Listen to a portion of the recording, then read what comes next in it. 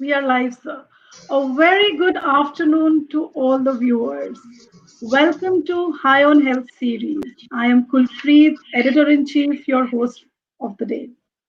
Today, our topic of discussion is management of Alzheimer's during COVID times. And we have with us Dr. Lieutenant General C.S. Narayan, Head of Department and Consultant, Department of Neurology, Manipal Hospitals, New Delhi. He is MBBS from Armed Forces Medical College, MD Medicine, Armed Forces Medical College, DM Neurology from the prestigious All India Institute of Medical Sciences. He has fellowship and membership of many societies and associations, few of them being member of Indian Academy of Neurology, member of Neurological Society of India.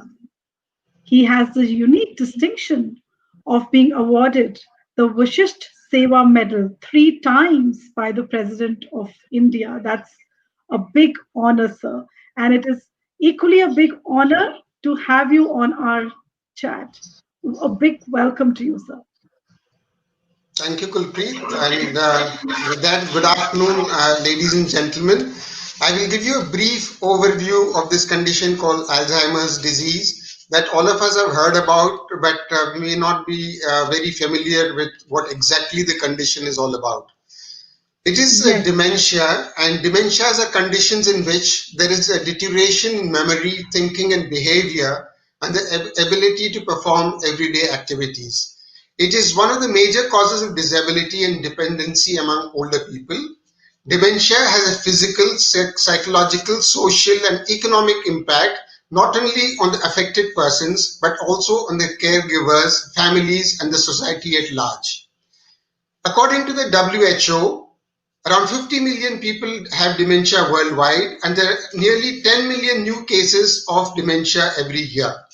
Alzheimer's disease, abbreviated as AD, is the most common form of dementia and contributes to around 60 to 70% of these cases. It was first described by a German psychiatrist called Alois Alzheimer in the year 1906. Now I will tell you a brief background on how it develops. Healthy nerve cells in the brain, which are called neurons, have an internal support structure which is partly made up of structures called microtubules. A special kind of protein called tau protein binds to these microtubules and stabilizes them. In Alzheimer's disease, the tau is changed chemically, leading to the formation of abnormal structures called neurofibrillary triangles. When this happens, the microtubules disintegrate, disrupting the neuron's internal transport system. In addition to the neurofibrillary triangles, the causation of AD includes the formation of abnormal structures between nerve cells called senile plaques. Neurofibrillary triangles and senile plaques initially disrupt the communication between the nerve cells and eventually lead to their death. Advancing age, family history, and the presence of certain abnormal genes called ApoE4, obesity and high cholesterol, and high blood pressure are some well-recognized risk factors for the development of Alzheimer's disease. A higher level of educational attainment and the intake of certain medications like aspirin and statins may have a protective effect. Now, what happens to persons who have Alzheimer's disease? In the early stages, the patients may be completely normal on physical and mental status examination. However, specific regions of the brain are affected decades before any signs or symptoms appear. The earliest signs of Alzheimer's disease include memory loss, confusion about the location of familiar places, taking longer than usual to accomplish familiar tasks, trouble with handling money and paying bills, and compromised judgment, often leading to bad decisions. There is also a lack of spontaneity and initiative, and the persons may manifest changes in mood and personality changes. As the disease advances, there is increasing memory loss, which is characterized by confusion, a shortened attention span, and problems in recognizing friends and family members. There is increasing difficulty in language with problems in reading, writing, and working with numbers. They also have difficulty in organizing thoughts and in thinking logically. They have difficulty in learning new things and to cope with new and unexpected situations. The patients may in this stage have restlessness, agitation, anxiety, depression, and they may also have this peculiar tendency to wander. And this tendency to wander is usually more prominent in the afternoons or evening, and this phenomenon is called sundowning. As the illness advances, the patient may have some muscle twitches, and they may also have a tendency to repeat themselves repeatedly by making statements which they've said earlier, and also have repetitive movements. They may also manifest some psychiatric symptoms, like initially they may have depression. They may subsequently go on to develop hallucinations and delusions. They may also become suspicious and become paranoid. One important phenomenon is called the Capgras phenomenon, in which they actually tend to believe that their own caregivers, who are close family members, are imposters. Thereafter, the persons can have impulse control disorders, which manifest as the dressing inappropriately and the use of vulgar language. They may also have difficulty in performing day-to-day tasks like sitting in a chair or setting up a table. In the later stages, patients with severe Alzheimer's disease cannot even recognize family or loved ones and cannot communicate effectively. They're completely dependent on others for care, and all sense of self-esteem seems to vanish. In this stage, they may have weight loss, skin infections, swallowing difficulty, and a loss of bladder and bowel control. In the final stages of Alzheimer's disease, the patient become completely bed-bound. They may curled up in bed almost throughout the day, and death is often the result of other illnesses such as pneumonia. Diagnosis of Alzheimer's disease is usually made through a thorough neurological and mental status examination, and investigations like blood tests, an MRI, and a PET scan may be ordered by the neurologist to support the diagnosis, and more importantly, to exclude other causes of dementia, particularly those that require urgent treatment, such as blood clots in the brain, which would require immediate surgery. The mainstay of treatment of mild and moderate Alzheimer's disease is the use of medication that increase the levels of certain chemicals that modulate the memory in the brain. Other medications may be prescribed to treat the depression, agitation, aggression, hallucination, delusions, fits and sleep disorders, which are part and parcel of Alzheimer's disease in the moderate stages. A study of large populations has suggested that healthy lifestyles can reduce the developing of Alzheimer's disease, and this includes regular physical activity, regular and healthy diet, and these are known to be protective for Alzheimer's disease. Activities that stimulate the mind, such as puzzle solving and learning of new languages, may also delay the progression of Alzheimer's disease. It is therefore important to seek the consultation of a neurologist to rule out treatable conditions that mimic dementia, and also to note that medications that we use for Alzheimer's disease are most effective when they are started in the early stages of the disorders. Now, I would be happy to take questions from the audience, and I'll request my co-panelist Kulpreet to help me out in this. Yes, sir. Thank you so much. Well, I was listening to you, doctor, and it is actually a serious ailment. And there are a few points which you highlighted, sir, wherein I would like you to, kind of elaborate. And we have questions also coming in. That how early can Alzheimer's be identified? Because you said that there are early signs. So how early can it be identified? Yeah, like I said, in the very early stages of Alzheimer's disease, there are changes in the brain at a cellular and a molecular level, and these cannot be identified clinically. So the first signs that a person has a problem is actually when the disease has developed a little bit in the brain.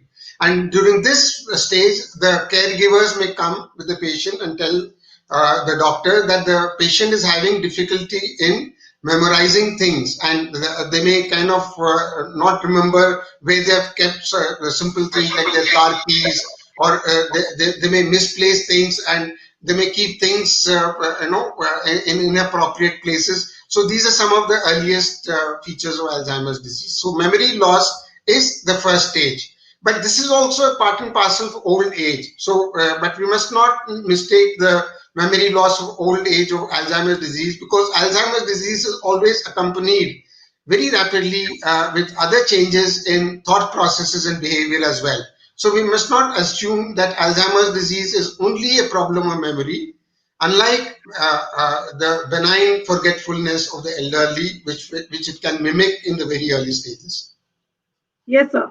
So you said something very important here. You said that, there is a memory loss, from small things we can identify, leaving a key somewhere or, going somewhere, forgetting your purse. Now, this people like us, who are in the profession, such a, stress profession of media, we are normally under a lot of stress and we kind of tend to forget a lot of things, forget a camera somewhere, forget a phone somewhere.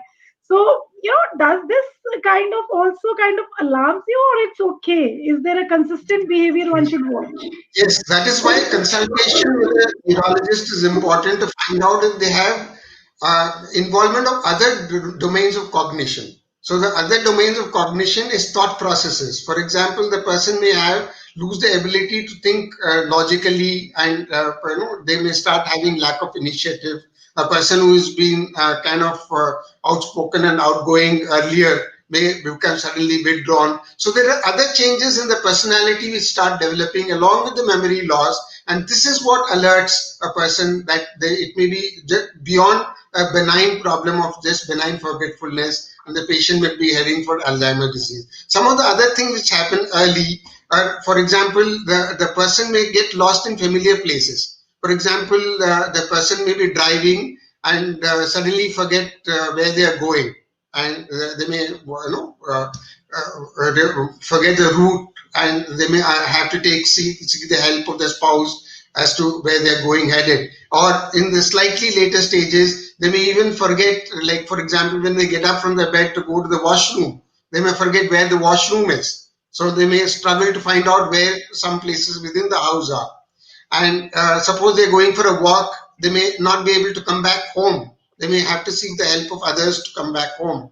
So these are the things that, it is a kind of a cadence of symptoms which happens over a period of time. So it is a continuum of symptoms. And like I said, in the very early stages, it may be difficult because the patients also have very remarkably preserved social graces. So they may hide their problems by just having a perfectly normal conversation. So an untrained person may not be able to figure out that they have a problem at all. Okay, that's a good point, sir. So, in your talk, we have a question here. You were talking about that was very, something which new I have heard as a common person. That you're talking about the concept of dawning. Now, that sun dawning, where you're saying that the person starts wandering in the afternoons or in the evening. So, could you explain us in detail that what is sundowning and how what are the symptoms? Because normally people kind of go for a walk or something, but what is the difference between walking and wandering? Yeah, walking is purposeful. So when a person is walking, he knows where to start and where to finish, and perfectly well the whole route. Wandering is aimless walking, I would say. And they're wandering, meaning they don't know where they're going, and they may actually get lost while doing that.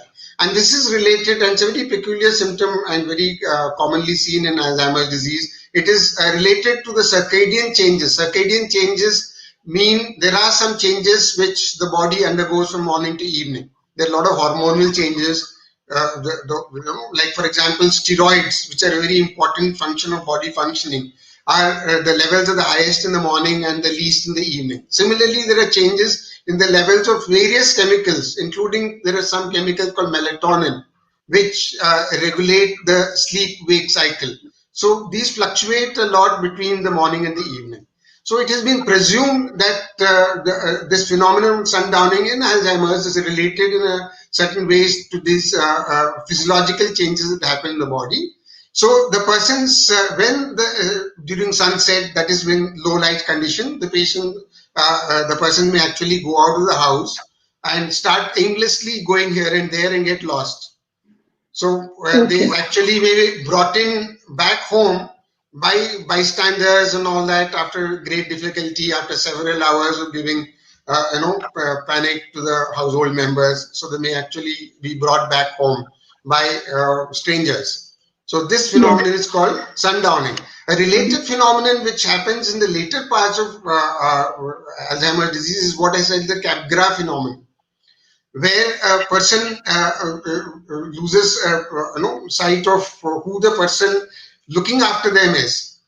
Yes. So close caregivers, like it could be the daughter, the son, who kind of obviously grown up with them throughout their life. The person actually fails to recognize them also, and they actually start accusing them of being imposters, and this is very distressful to the caregivers. In fact, Yes. along with the management of a patient with Alzheimer's disease, a lot of attention has been given to the management of caregivers and caregiver burnout. And this is a very important topic in itself, because taking care Yes. of a person with Alzheimer's is very stressful condition. Yes, and that was bringing me to the next question of caregivers, givers. But before that, sir, if you could tell us that now we are in the times of pandemic, and there are a lot of Alzheimer patients who are suffering. And so, how can one take care of Alzheimer patients in this situation where people are scared to go out, and if somebody is walking out and bringing in the virus, and what kind of suggestions you will give to the caregivers during this time? One important thing is, yes, firstly, we must have a secure diagnosis of Alzheimer's disease. We must understand that Alzheimer's disease is a part of a spectrum of a whole lot of conditions which can mimic the symptoms of Alzheimer's disease. So, for example, one of the main things that I told you was, for example, a person got a blood clot in the brain. So, this requires immediate surgery. And the symptoms could very well resemble those of Alzheimer's disease almost completely. So we must make sure that the person has got Alzheimer's disease and nothing else. So those conditions actually are called dementia mimics. And this Okay. could be like some endocrine disorders like hypothyroidism. It could be some even more serious condition like a brain tumor. It could be some vitamin D deficiency. So some basic investigations are mandatory before we arrive at the conclusion that the person got Alzheimer's disease. Which so it may involve the performing of some tests also like an MRI or a PET scan. And once this diagnosis is secure, of course, we have the facility for online consultations to kind of talk to the patients also and to the caregivers and guide them as to the next course of action. One of the simplest things that the patient can do to begin with when they're just in the stage of the memory loss is to make lists, because they know they forget. So, making lists and pasting it on a easily accessible place like a fridge door or something like that will be remarkably helpful in the earlier stages. As far as the caregivers goes, in the earlier stages, they must make sure that the home remains safe. So the persons, like I said, may not be able to find their way about in their home easily. They may stumble and fall. They're all elderly patients. So these secondary aspects should be taken care of. So that fall prevention is a very important thing. The places that they are there, they're taken care of, should be well lit, and they should be able to support themselves. For example, these things are available in the bathroom, what we call a grab bars, so that they don't fall down. So the Okay. home situation should be made very safe. And subsequently, of course, like I said, there are some medicines which are reasonably effective in the early stages of Alzheimer's disease, and these work by increasing the level of chemicals which modulate the memory in the brain. Okay. Sir, as you must be knowing, there's a lot of portrayal of Alzheimer disease in our film industry. There have been movies which have come out, and there is some kind of understanding as a commoner, which I get, Alzheimer disease happens at the old age, they forget the faces, and what you also, in your chat when you were talking, you were bringing a point that it advances from stage to stage, stage to stage, stage to stage, so have you seen any kind of a trend or some kind of finding wherein what age does Alzheimer's sets in for a person, and like we know as a common practice that every woman should start getting preventive checkup post 40. In the similar manner, every man should get a preventive checkup for prostate done above 40, above 50. So likewise, in Alzheimer's, is there an age setup that, and obviously we know the symptoms you have definitely told us, but what is the age one should become aware of these things? And what are the tests available? And what is the management of Alzheimer's till and can it be contained or it'll automatically go on deteriorating? These are very good questions. The first thing, as I said, age, advancing age is the most important risk factor for Alzheimer's disease, but it should not be confused that everyone that becomes old will get Alzheimer's. So we must understand the distinction between normal old age and old age being a risk for developing Alzheimer's disease. So not everyone who's old gets Alzheimer's. My father is 94 and he got 2 degrees now, one BA and one MA. The BA at the age of 91 and the MA at the age of 93. In fact, Wow. I'll just pull across. This should be a motivation for anyone who sees the talk. This is an article which, can you see this? Yes, yes, absolutely. This is my father at the age of 94, and now he's registered for German classes. Wow. So, old age in itself is not, no, not everyone who's old will go on to get Alzheimer's. But like you said, persons who are 65 and beyond, about 10% have got Alzheimer's disease. So, and persons who are 85 and beyond, almost one-fourth have got Alzheimer's disease. So, but peculiarly, I think because of awareness or other issues, it seems to be more common in the West than what we encountered in India. Oh, Maybe also because the support systems in India are better. In the West, as you know, the elderly are left to fend for themselves, and that may be a contributing factor. But whatever reason, the awareness of Alzheimer's disease is much more in the West than in India. And like you said, these stages are just a continuum. It's not like, like stage one, there is a gap and then you go on to get stage two. It is like the okay. continuum altogether. And so from the early stages, when the person is able to look after their needs themselves, the next stage comes when they start becoming dependent. So that would be one stage. And then as the disease progresses, there are a lot of behavioral quirks and, like I said, hallucinations. They start imagining things. Delusions means they start believing things which are not there. Paranoia is a kind of a delusion. I would say that Capgras syndrome that I talked about is also a kind of a delusion. So and then thereafter, it also takes a toll on the physical health. So in the later stages, the person become bedbound. They may lose weight. They may have swallowing difficulty. They may have seizures, sleep problems. To the very last stages, when the person becomes actually like curled up in bed almost all the time and Yes, dependent for exactly. almost everything in bed. The treatment, like you said, is more important in the earlier stages. The drugs that we have as of now are effective predominantly in the mild to moderate stages of Alzheimer's disease, wherein most of them increase this chemical called acetylcholine, which is the chemical which modulates the memory in the brain.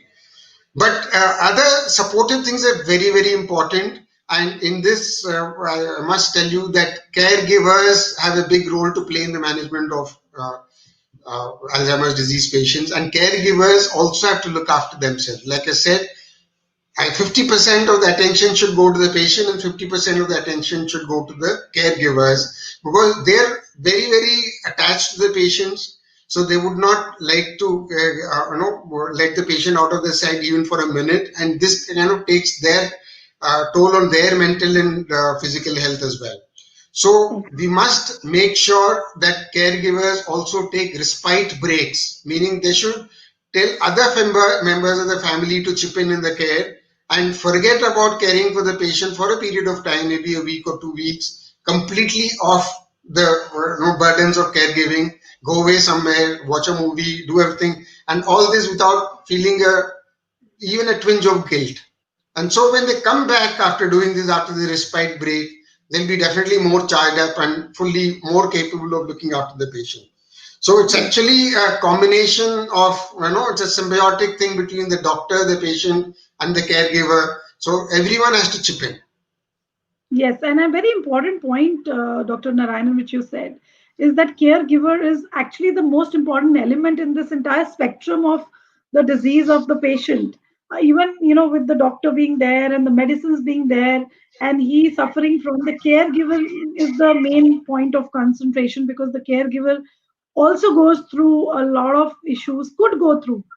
So I think we can have something on that later. There's one question coming in, Doctor. I would like to take that question. The question is, Aarti Tiwari is asking, is sometimes my grandmother stops talking while communicating with ourselves. So how can we help her? मतलब होता है कई बार, हम बोलते बोलते चुप हो जाते हैं. So is this a sign? No, I wouldn't say this is a sign of Alzheimer's disease. Like I said, so many. It is not like one symptom like talking. Stopping to talk momentarily I would not call it. It's more likely to be a symptom of other conditions like what we call a transient ischemic attack, for example, wherein Okay. there is a lack of blood supply to the brain momentarily. So and the brain recovers and so the person starts talking. So this, I don't think a single symptom will define Alzheimer's disease.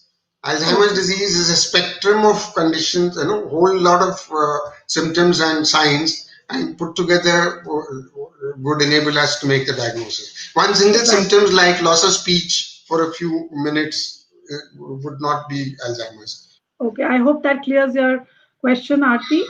Just one last question, doctor, as we are in COVID times. And so, how often does a Alzheimer patient has to visit a doctor? And is there video consultation available for that? And if you could just put some light on that. Yeah, this is also an important question. I would suggest on an average about once a month would be enough because Okay. there are these medications which go on. We are not going to change the doses of the medicine every other day. So once in a month to find out the well-being of the patient, the well-being of the caregiver, the efficacy of the medicine, all that should be fine. Trying to reinforce some of the utilities, so, how useful the medicines are, what the side effects are. Once a month, I think that is what I do in my practice. It could vary from person to person, and video consultation would be perfectly in order for these patients. So I have a whole lot of persons with Alzheimer's who actually can talk quite well. Like I said, when you see them for the first time, you may not even think that they have a problem. And a few things which I didn't kind of emphasize in my talk. One thing is that it is the recent memory which is more affected than the remote memories. So the persons Okay. can very well remember what they did in school, what they did in college, all the songs that they learned. In fact, they sing perfectly well. But you ask them what they had for breakfast, they'll be at a loss. You ask Oh, them what date it is, where they are, like you said, आप दिल्ली में हो कि बॉम्बे में हो, they may not know. But you ask them all about, suppose they are from, Punjabis from Lahore, they'll tell you all the history of Lahore, to put you to shame. And they, yeah, that's a very important point. Actually, that's one trigger. So a lot of like people like us. I'll give you my example. We are in a stressful job and we tend to forget. That's how our work is. So yeah, I as a person, I've started writing it. I write yeah. it on things and to remember it. Otherwise, I will definitely forget. So So the remote memories are much better preserved, and I use this actually as part of the therapy as well. Like if you keep pointing out a patient with Alzheimer's disease about his immediate problems, कि आप ये भूल गए, and the caregivers in the earlier stage have a tendency to do that. Keep testing them. अच्छा आप तारीख अभी बताओ, tell us the date or अभी आपने चाय कहाँ रखा है, something like that, which actually distresses the patients and agitates them. Instead of that, keep the atmosphere pleasant. Don't kind of keep reinforcing this memory loss problem. Take them to the past where they're most comfortable. Talk to them about their early days, their childhood, their times in college and things like that, or the job that they did for several decades. Don't talk to them about the immediate things over which they don't have control. That's a very important point. And yes, by even this simple piece of advice, both the patients and the caregivers are immensely happy. Yes, that's again a very nice point which has come out towards the end. So, thank you, Dr. Lieutenant Colonel C.S. Narayanan. And we had a wonderful discussion on management of Alzheimer's, uh, as a whole, and also during COVID times. And thank you, viewers, for being there, asking questions. I hope your questions are answered. You can send in your questions in our comments, and we'll still keep on answering. Do like, share, and subscribe our YouTube channel, Impact Health. Till we come next week on Thursday, High on Health series. Thank you, Doctor. Thank you so much for being a part of this chat, and we are really honored to have you here. Thank you, Kulpreet, and thank you, the audience. Thank you so much. God bless.